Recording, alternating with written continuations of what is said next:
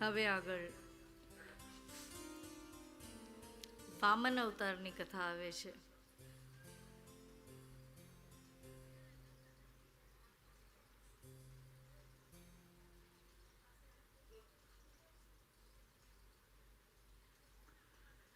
પરીક્ષિત રાજા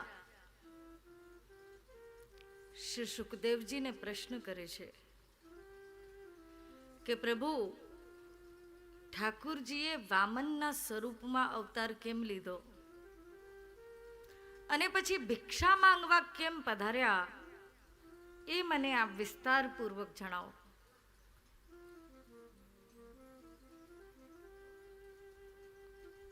એટલે સુખદેવજી કહે છે કે રાજન, બહુ સુંદર પ્રશ્ન તમે કર્યો છે અને આ કથા અતિ સુંદર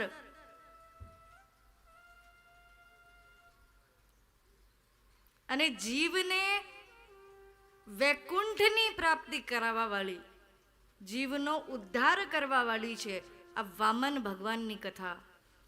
આજે તમે પ્રશ્ન કર્યો છે એને તમે સુખપૂર્વક સાંભળો.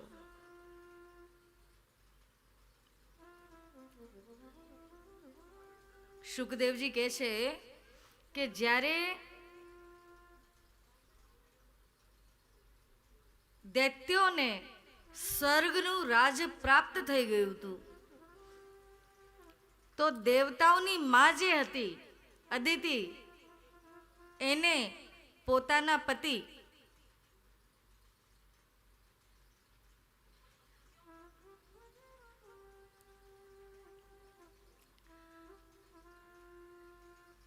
કશ્યપ ઋષિને વિનંતી કરી કે પ્રભુ, એવો કોઈ રસ્તો બતાવો જેનાથી મારા પુત્રો પાછા પ્રસન્ન થઈ જાય, પાછું એ લોકોને સ્વર્ગનું રાજ્ય પ્રાપ્ત થઈ જાય.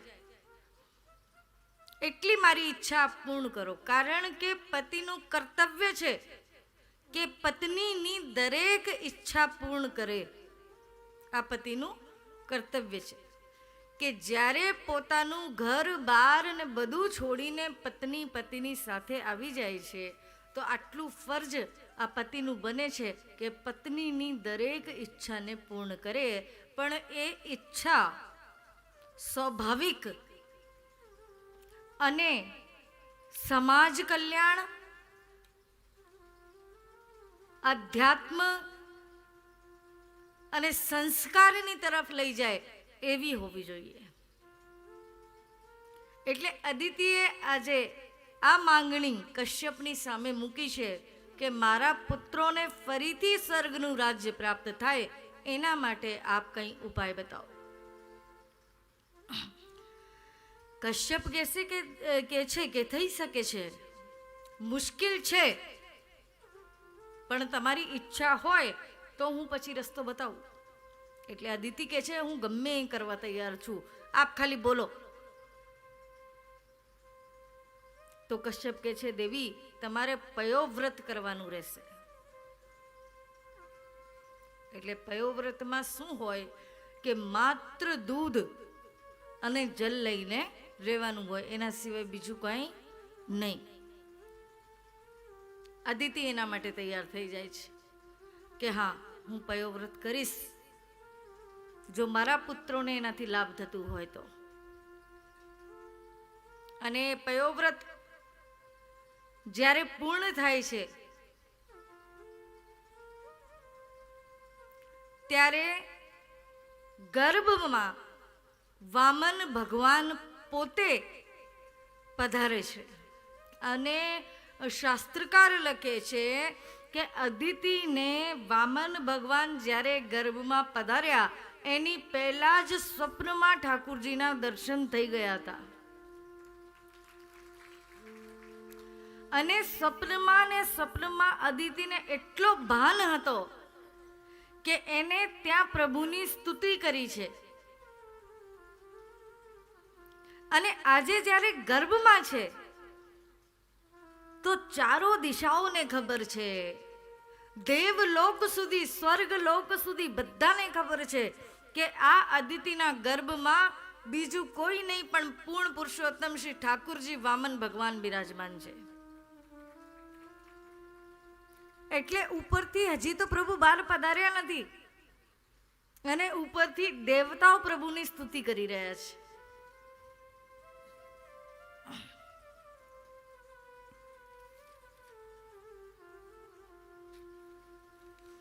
જ્યારે કોઈ પણ સુંદર કાર્ય થાય, ઉત્તમ કાર્ય થાય, ત્યારે એક વસ્તુ જોજો કે આ પ્રકૃતિ જે છે એ ખીલી ઉઠે છે અને આપણને એવું લાગે છે કે આ પ્રકૃતિ પણ સહકાર આપણને આપે છે એ કાર્ય કરવા માટે.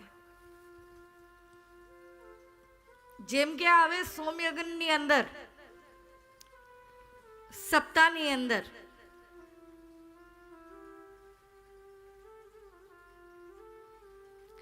આ તમે જુઓ, એટલો બધો તડકો નથી જે હોય છે રોજ, જે હોતું હતું જે રોજ, અત્યારે નથી.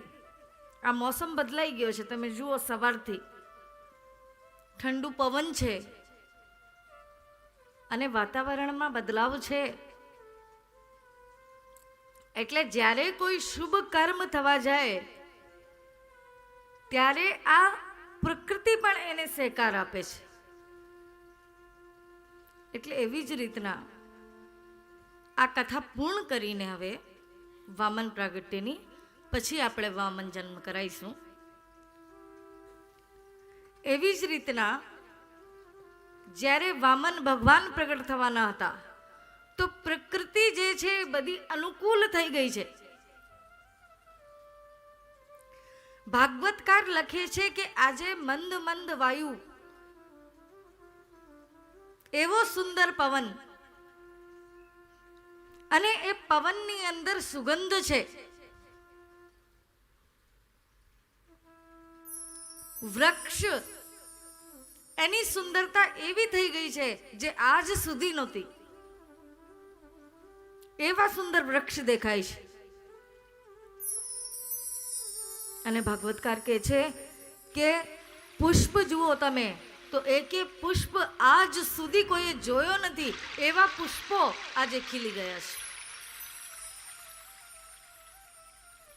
નદીમાં જલનો પ્રવાહ જે છે એ એકદમ મધ્યમ સુંદર થઈ ગયો છે.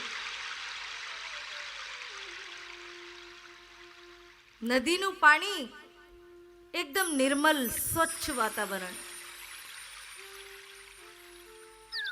અને જે એ સ્થાનમાં બ્રાહ્મણ, અગ્નિહોત્રી બ્રાહ્મણ બિરાજમાન હતા, એ બધા બ્રાહ્મણોના ઘરમાં કુંડ જે હતા, કુંડની અંદર અગ્નિ નારાયણ આજે સ્વયં પ્રગટ થઈ ગયા છે. એટલે આવું કેમ થઈ રહ્યું છે? કારણ કે આ પ્રકૃતિ પણ ઠાકુરજીનો સ્વાગત કરવા માટે તૈયાર થાય છે. એટલે આ બધું થઈ રહ્યું છે.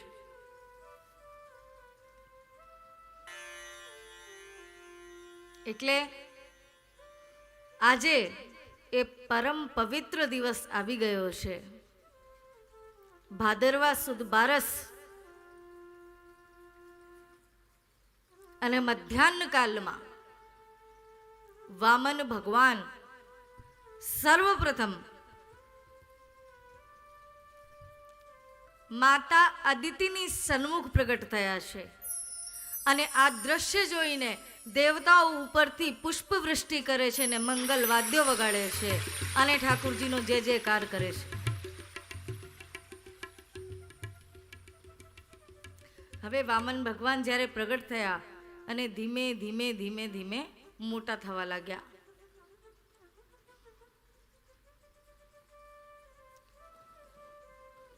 હવે સમય આવી ગયો છે કે વામન ભગવાનને જનોઈ આપવાની છે. જનોઈ સંસ્કાર જેને કહેવાય.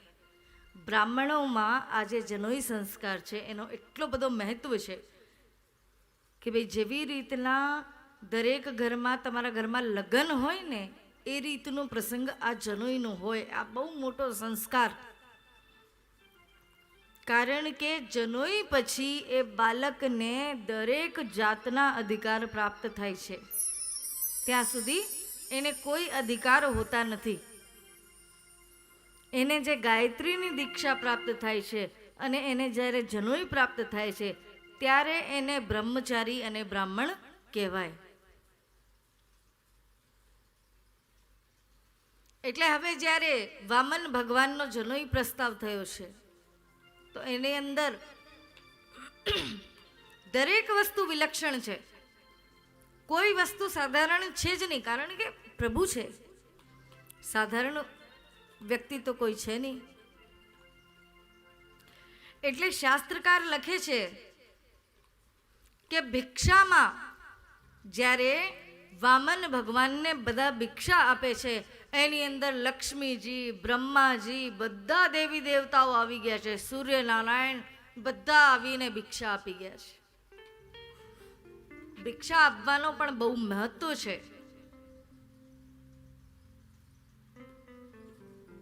એટલે ભિક્ષા, અને ભિક્ષા બી બ્રાહ્મણને.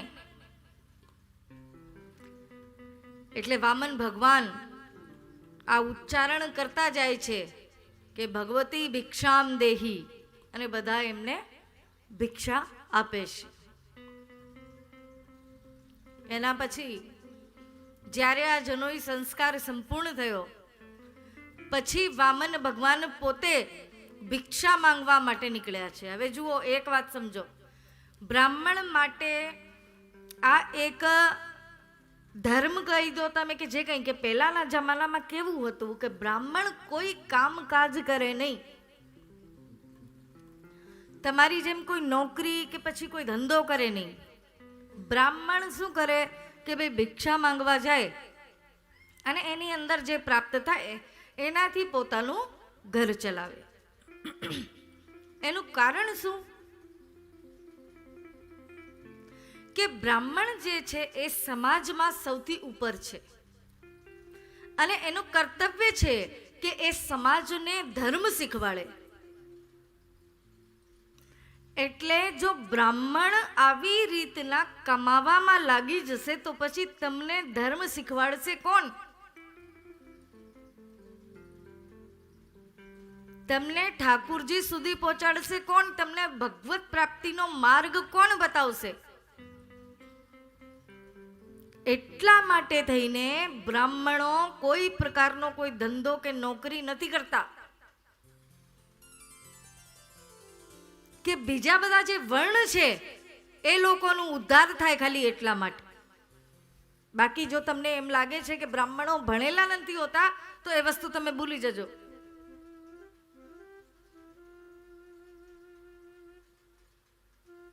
પણ એ લોકો તમારા ઉદ્ધાર માટે નોકરી ચાકરી કે ધંધો નથી કરી રહ્યા. એટલે પછી તમારો આ કર્તવ્ય બને છે કે બ્રાહ્મણનું ભરણ પોષણ પાલન તમારે કરવું જોઈએ.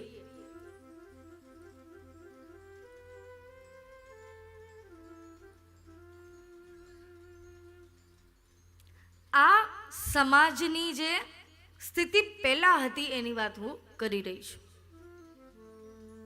એટલા માટે વામન ભગવાન જે છે એ ભિક્ષા માંગવા માટે બહાર ગયા છે.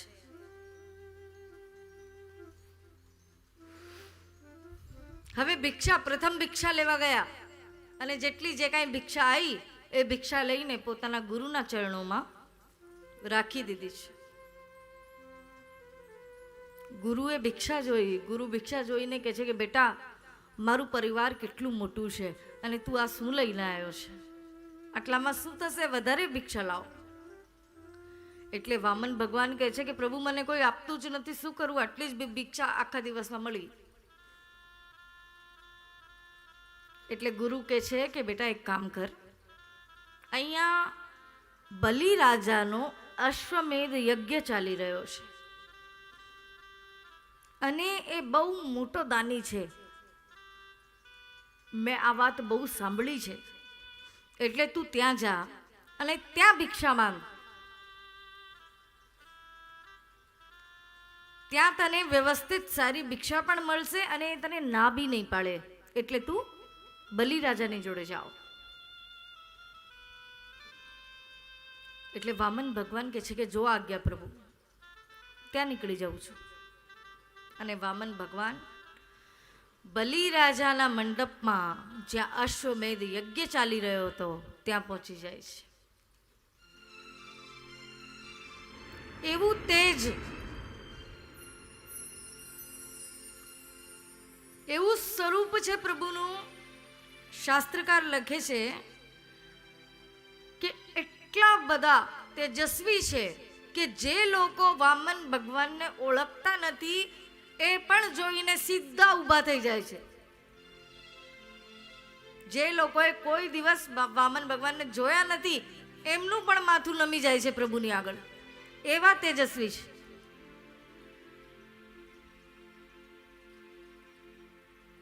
અને બલિરાજાએ જ્યારે દર્શન કર્યા વામન ભગવાનના તો દોડીને પોતાની પત્ની જોડે ગયા છે કે દેવી, આપણું જે યજ્ઞ છે એ સફળ થઈ ગયું. આ બ્રાહ્મણ જે છે એ કોઈ સાધારણ નથી, અતિ તેજસ્વી છે. અને મને તો ખરેખર એમ લાગે છે કે ઠાકુરજી પોતે જ પધાર્યા છે.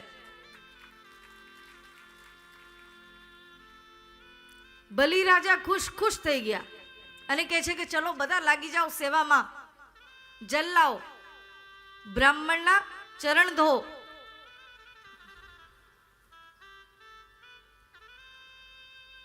એવી રીતની બધી આજ્ઞા કરે છે.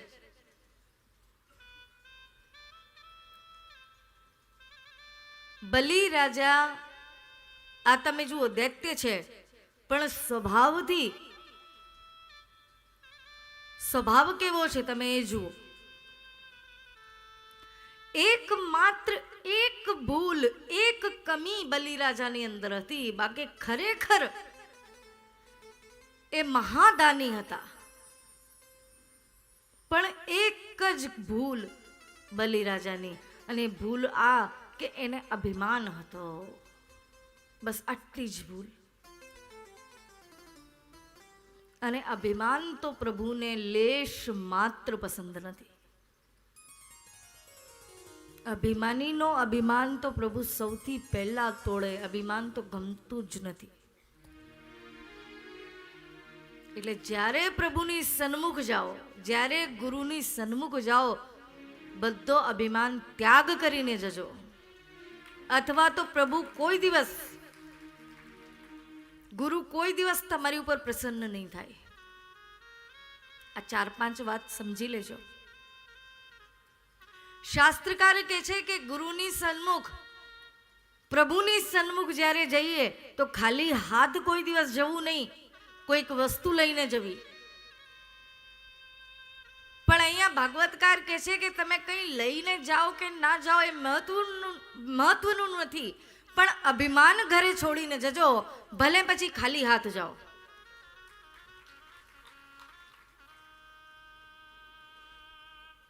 આજે આપણે કોઈ પ્રકારના કોઈ નિયમ નથી પાલતા, કોઈને ખોટું લગાડવાની વાત જ નથી. આ તો તમારે શીખવાનું જ છે, આજે નહીં તો કલ. અને ગમે એટલી ઉંમર તમારી થઈ ગઈ હોય, તમે નથી શીખ્યા એ વસ્તુ તમારે શીખવાની જ છે. એમાં કોઈને ખોટું લગાડવા જેવું છે જ નહીં. પણ આજે ગુરુની મર્યાદા શું છે, પ્રભુની મર્યાદા શું છે, એ કોઈને ખબર છે જ નહીં.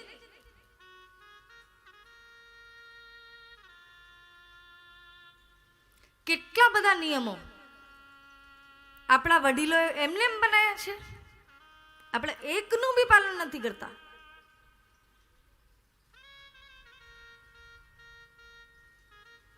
ગુરુની સન્મુખ કોઈ દિવસ બેસાય નહીં.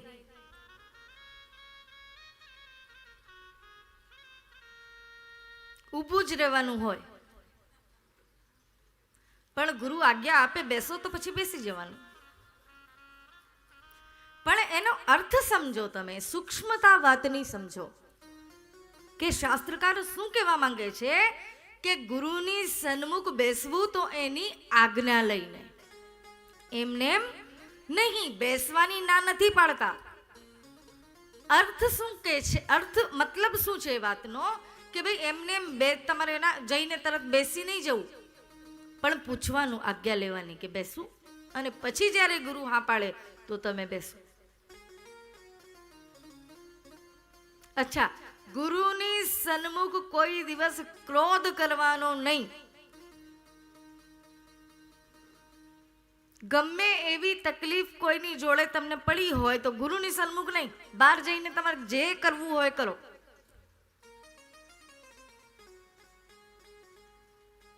ગુરુની સન્મુખ ઊંચો આવાજ બી નહીં, ધીમે રહીને આજ્ઞા લઈને વાત કરવાની.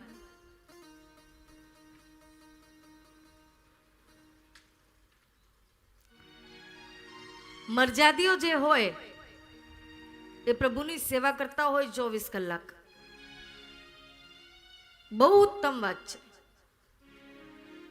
એનાથી વિશેષ શું હોઈ શકે કે આપણે પુષ્ટિ માર્ગમાં છીએ અને બંને ટાઈમની સેવા બિરાજતી હોય, એનાથી ઉત્તમ તો કાંઈ ના હોઈ શકે. પણ એક વાત મારી સમજો કે પ્રભુ કેવા છે, પ્રભુ કોણ છે? પ્રભુ ઉત્તમ વસ્તુના ભોગતા છે. કોણ છે? ઉત્તમ વસ્તુના ભોગતા.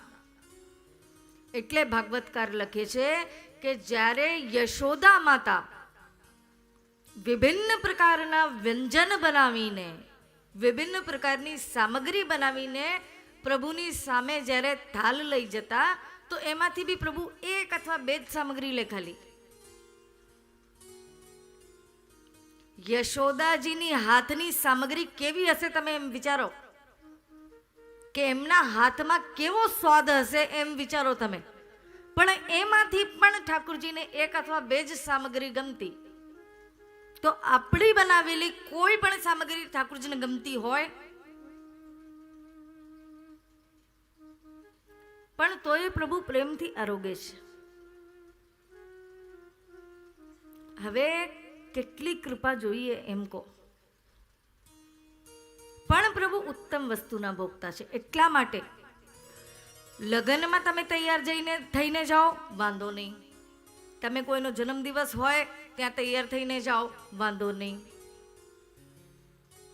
પણ આ એક નિયમ છે કે સેવા માટે વૈષ્ણવો 2 સાડી કાઢીને રાખી લે છે કે આ 2 સાડી છે મારી સેવાની, અને દરરોજ એ જ 2 સાડી ઠાકુરજીની સન્મુખ પહેરવાની. અને ઠાકુરજી તમારાથી 4 દિવસમાં કંટાળી જાય સાવ, કે પાછી એ જ કપડાં પહેરીને આવી ગઈ.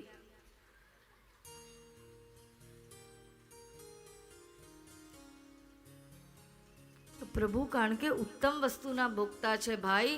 પ્રભુની સન્મુખ જવું હોય તો નવા કપડાં પહેરીને, સુગંધી લગાવીને, સુંદર તૈયાર થઈને એ રીતના જવાનું હોય. પણ આપણે તો આપણું એક વિચાર છે ભાઈ, અપરસમાં તો આપણે ગંદા જ રહીએ, કોઈ વાંધો નથી. એવું કેમ? એટલે આ છે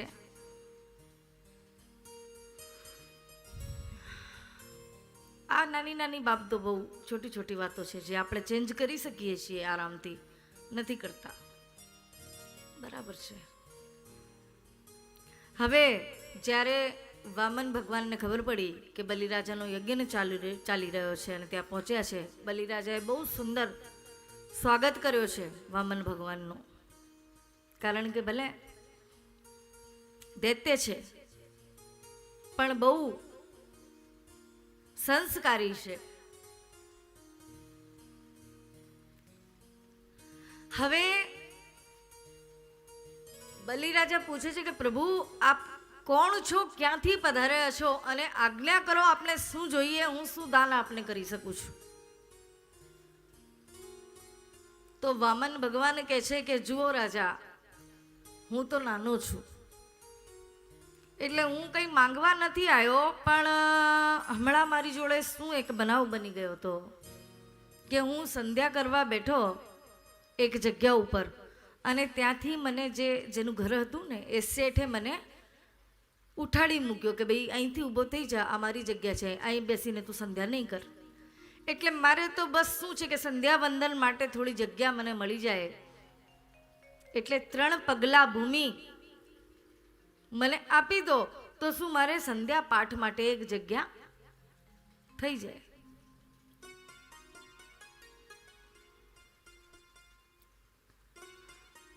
તો આશ્ચર્ય થાય છે બલિરાજાને કે મારું આટલું મોટું નામ, હું દાનવીર, અને તમે આ કઈ વસ્તુ મારી જોડે માંગો છો એ જ સમજાતું નથી. એટલે બલિરાજા કહે છે કે પ્રભુ 3 પગલા ધરતી અને આપના નાના નાના પગ, આપ કો 3 ગામ આપી દઉં, આપ કો એ વસ્તુ આપી દઉં, આપ કો તો મારી કન્યા પણ આપને આપી દઉં, પણ આપ કંઈ વિશેષ માંગો. કહે છે કે નહીં રાજા, ઈચ્છા જ નથી, આ બધી વસ્તુઓની ઈચ્છા જ નથી, બસ 3 પગલા ભૂમિ, એ બી સંધ્યાવંદન, મારા ધર્મ કાર્ય માટે, બીજું કંઈ નહીં. હવે આ જોઈને શુક્રાચાર્ય સમજી જાય છે, બલિરાજાના જે ગુરુ છે શુક્રાચાર્ય, એ સમજી જાય છે કે આ કોઈ સાધારણ જીવ નથી, આ કૃષ્ણ છે.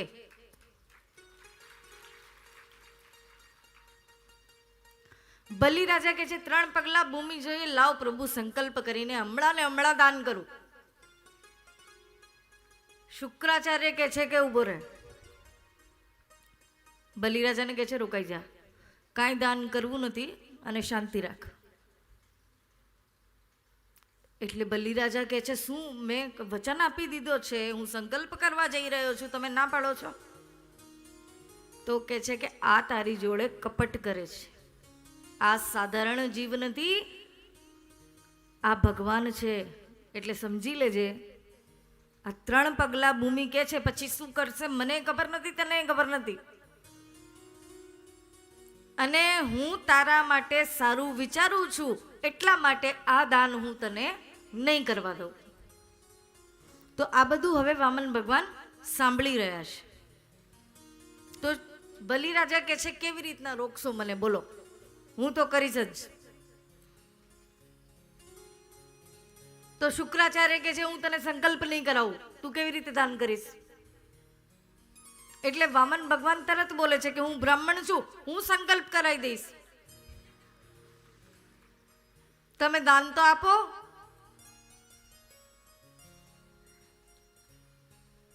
એટલે આ સાંભળીને હવે શુક્રાચાર્યને થયું કે આ બંને ભેગા થઈ ગયા છે, મારું કંઈ અહીંયા ચાલવાનું નથી. એટલે જે કમંડલમાંથી, જે ઝારીમાંથી પાણી લેવાનું હતું સંકલ્પ માટે, ત્યાં ઝારી જે નાલચું હોય ને, નલચી હોય ને, એમાં જઈને અને શુક્રાચાર્ય બેસી જાય છે કે હવે બહાર પાણી જ નહીં નીકળવા દઉં તો સંકલ્પ થાય કેવી રીતે. વામન ભગવાનને ખબર પડી ગઈ કે આની અંદર શુક્રાચાર્ય છે. એટલે એક કુશા હોય ને, આ દર્ભ જેને આપણે કહીએ, એ ઉપાડીને એનાથી એને ખાલી કરે છે નાલચીને, અને પછી એની અંદરથી જલ નીકળે છે. જલ જ્યારે નીકળે છે હાથમાં, બલિરાજા સંકલ્પ લઈ લે છે કે પ્રભુ આ 3 પગલા ભૂમિ જે આપે માંગી હતી હું આપને દાન કરું છું.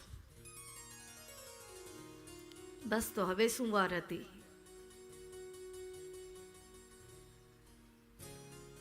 પ્રભુએ એક ચરણમાં ધરતી,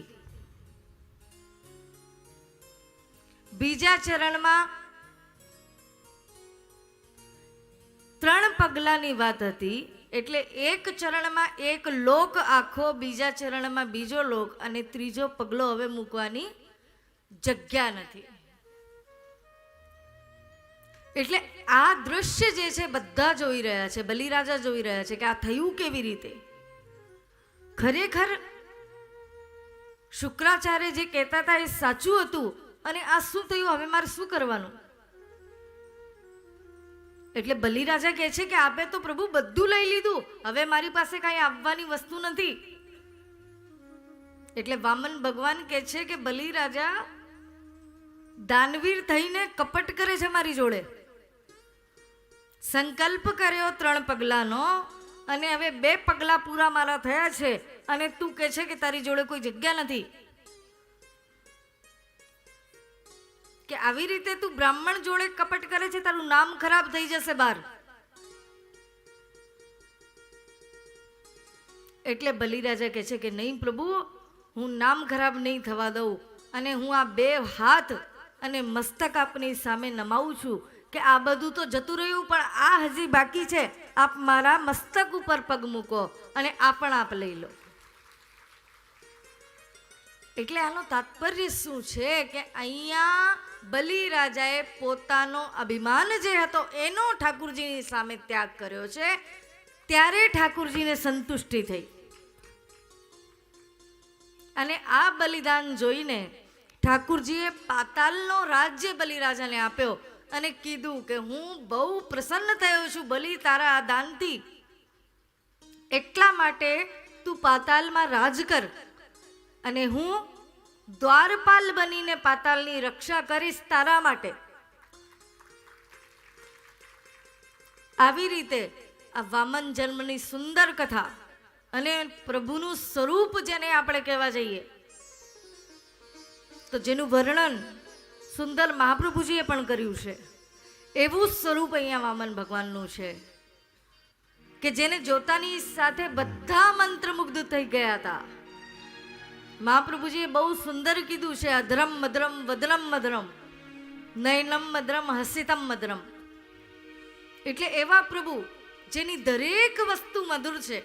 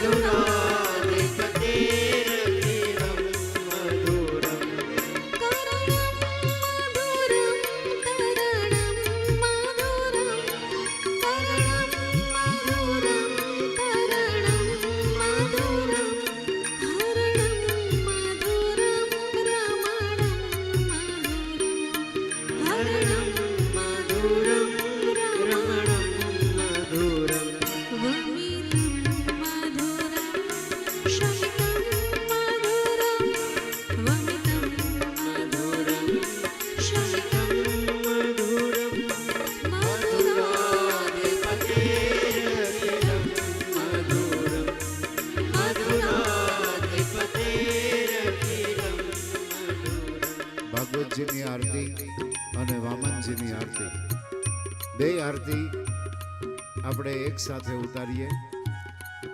અવ્યવસ્થા ન સરસતા આરતી થઈ રહી છે અને આરતીનો લાભ આપણે બધા લઈએ અને પછી જ આપ આપનું સ્થાન છોડજો એવી વિનંતી.